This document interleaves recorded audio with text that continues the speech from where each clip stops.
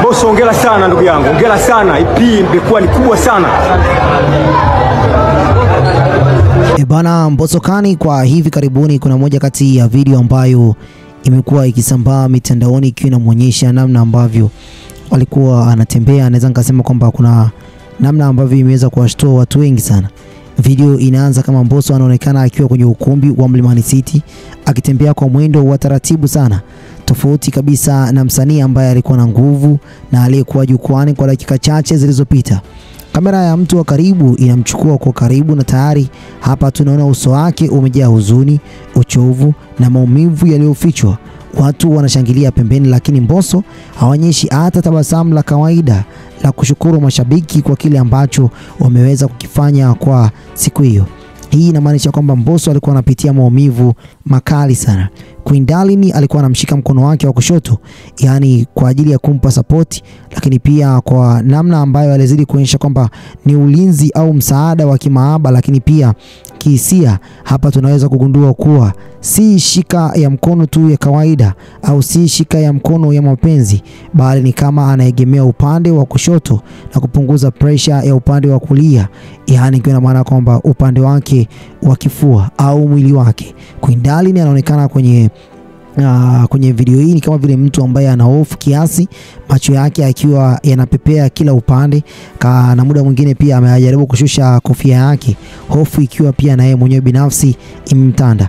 Naweza nikasema kwamba ni mmoja kati ya mtu ambaye aliweza kufika pale kwa ajili ya kumpa support ya katika swala zima la kimuziki, lakini pia katika swala zima la maisha yake ambayo ameanza kwenda kuyaishi akiwa kama solo artist. Kwa sasa hivi Mbosso Kani sio msanii tena wa WCB, lakini yeye na WCB kilichobadilika ni makaratasi tu, lakini wao kama wao wanazidi kumsupport katika namna moja au nyingine. Kwa hiyo video hiyo na namna ambavyo watu walikuwa wanaongea, kuna kama vile sintofahamu ambao unajaribu kwenda kuiona katika video hiyo. Mbosso anajaribu kupepesa macho huku na huku, lakini namna ambavyo anajibu maswali na namna ambavyo anajaribu kutembea utagundua kabisa kwamba Mbosso hayupo sawa. Mbosso hayupo sawa kuanzia kimwili mpaka kiakili kwa wakati huo. Kwa wale ambao tulikuwa tuna kumbukumbu vizuri siku chache ambazo zilikuwa zimepita, naweza nikasema kwamba Mbosso Kani alikuwepo ana shughuli yake pale Mlimani City. Kwa hiyo tukio hili lilitokea baada ya kumaliza pilika za hapa na pale. Mbosso anazidi kupoteza mwelekeo kwa sekunde chache na anasita. Yani ina maana kwamba Mbosso alianza basi kuonyesha kwamba kuna dalili ambazo si za kawaida, si dalili ambazo ni njema. Queen Darleen ni mmoja kati ya mtu ambaye alikuwa karibu yake kinaga ubaga. Tukumbuke vizuri moja kati ya video ambayo ilikuwa inasambaa katika mitandao ya kijamii ikiwa inaonyesha Queen Darleen akiwa analia hospitalini kule ambako alikuwa amelazwa Mbosso. Basi mwanadada huyu ni mmoja kati ya mtu ambaye aliweza kuumia sana kwa kipindi kile, na sasa hivi tena amekuja tena yupo karibu yake na anaonyesha ni kwa namna gani ambavyo anaweza kulihendo jambo hili, kwa sababu inaonyesha kwamba waziwazi kwamba Queen Darleen ni mmoja kati ya mtu ambaye anazingatia sana masuala haya ya afya, au ni mtu ambaye ana roho ambayo ni nyepesi sana. Naweza nikasema kwa design hiyo. Lakini sasa kwa kipindi hichi hapa hivi, kipindi ambacho ameamua kwenda kuzindua EP yake Room Number 3 pale Mlimani City, ghafla hali ilikuwa mbaya na watu wengi walikuwa wanampongeza kwa kile ambacho alikuwa amekifanya. Lakini ukijaribu kumtazama Mbosso anazidi kuwa ni mmoja kati ya mtu ambaye anapunguza mwendo wake, na huko Queen Darleen akiwa anatoa ishara kwamba hakutaka hata kuonekana katika video hizo. Alishusha kofia yake na kuzidi kusonga mbele. Hii inaonyesha kwamba kuna jambo ambalo lipo wazi kwamba Mbosso Kani hakuwa sawa kwa wakati ule, na nguvu aliyokuwa anaitegemea ni nguvu ya watu wake wa karibu, na nguvu ambayo basi ilikuwa inazidi kuwa ya msukumo kwamba hawahi kwenye gari wajaribu kwenda kusolve tatizo hilo.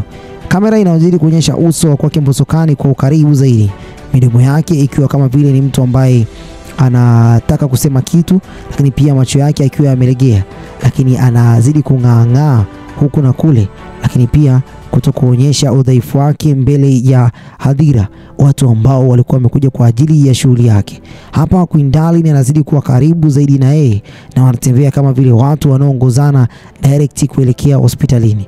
Ishara ya maumivu inazidi kuongezeka na inazidi kuonyesha mbele ya kamera, lakini watu wengi wanajaribu kusema kwamba mambo haya Mbosso hakutaka mtu yoyote aweze kujua katika historia yake ya kiafya, jambo ambalo lilikuwa lamsumbua siku hadi siku.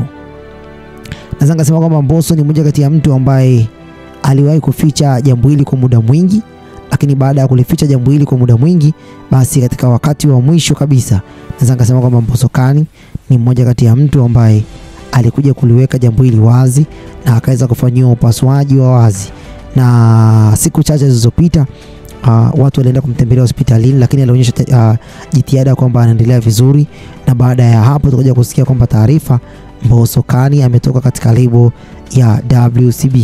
Naweza nikasema kwamba Mbosso Khan baada ya kutoka katika lebo ya WCB, basi mambo haya yote ambayo yanahusika na swala zima la moyo wake pamoja na swala zima la afya yake, basi ndipo ambako akaenda kutulia mbali.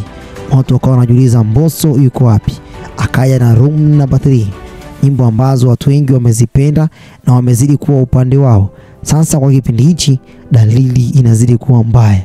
Dalili inazidi kuonyesha kwamba kuna udhaifu ndani ya msanii huyu ambaye katika lebo ya WCB alikuwa ni mmoja kati ya mtu ambaye ni nguzo anaipambania WCB katika swala zima la uandishi mzuri, katika swala zima ambalo watu wengi walitem kama vile ni msanii ambaye ana kipaji cha kipekee, msanii ambaye ana kipaji cha kufurahisha watu wengi. Na wengi wamekuwa mpaka wakijaribu kusema kwamba inawezekana Mbosso Khan ndio aliyekimbia na daftari la Yamoto Bendi, au inawezekana Mbosso Khan ndio mtu ambaye anahusika katika swala zima la uandishi wa Yamoto Bendi. Kwa hiyo kwa muda huu inavyoonekana, basi ni jambo ambalo linazidi kuwashangaza watu wengi, tena hasa wale ambao basi wanapenda muziki mzuri na wengine ambao basi kwa hivi sasa waliweza kushuhudia jambo hili katika mitandao ya kijamii, au pia waliweza kumuona Mbosso Khan live katika tukio hilo.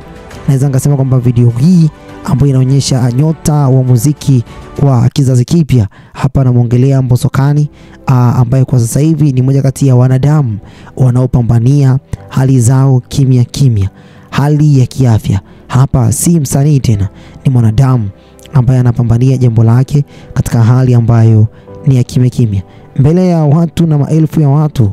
Hawezi kusema jambo lolote lile, lakini Mbosso ana historia ya matatizo ya moyo ambayo kwa hivi sasa video hii inazidi kuongeza mashaka kwa watu wengi na mashabiki ambao wanalitambua jambo hili, na huenda bado anaendelea kuumwa na maumivu yamekuwa makali yakimkandamiza, licha ya kwamba siku za karibuni alikuwa ameshafanyiwa matibabu. Lakini kwa sasa hivi tunavyoona katika video hii ni kwamba Mbosso alikuwa anajaribu kuendelea na kazi yake ya sanaa.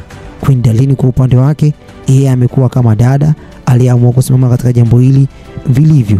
Ameamua kuwa kama dada kusimama katika jambo hili kwa namna ya kipekee. Mbosso kwa wakati huo anapitia mapito ambayo kiukweli ni magumu. Ukimya wao pamoja na ukimya wa Mbosso Khan katika mwendo huu umezidi kuwafanya watu wengi wazidi kupata mashaka. Sitakuwa na la ziada kwa muda huu. Hili jambo limehusishwa na video hii. Bye bye.